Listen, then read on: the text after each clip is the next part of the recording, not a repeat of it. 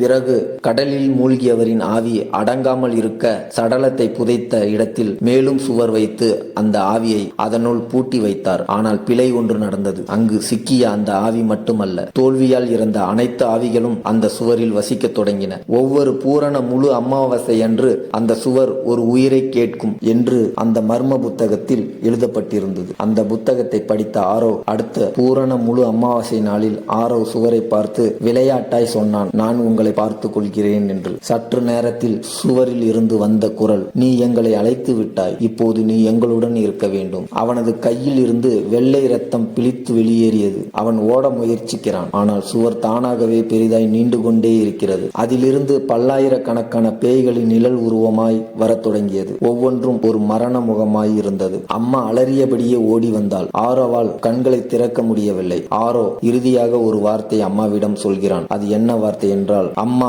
அந்த சுவர் உன்னை பார்க்கிறது. ஆரோ அந்த வார்த்தையை சொல்லி முடித்தவுடன் சுவரில் ஆரோவின் முகம் தோன்றுகிறது. மற்ற நிழல்களும் சேர்ந்து ஒரு புதிய உருவமாய் அந்த சுவரில் காணப்பட்டது. சுவர் மாயமாக மறைந்தது. வீடு காலியாகியது. ஓராண்டுக்கு பின் செய்தித்தாளில் கீடப்பட்டினத்தில் உள்ள 300 வருட பழமையான வீடு இடிந்து விழுந்தது. உள்ள எந்த சுவரும் காணப்படவில்லை. ஆனால் பாழடைந்த சிதைந்த நிலத்தில் ஒரு சிறுவனின் முகம் ஓரமாக ஒரு பாறையில் காணப்படுகிறது என செய்தித்தாளில் எழுதப்பட்டிருந்தது. அந்த பாறையில் முகத்தை நீங்கள் பார்த்தீர்களா? பார்க்காமல் இருந்தால் சரி, பார்த்தீர்கள் என்றால் என்ன நடக்குமோ?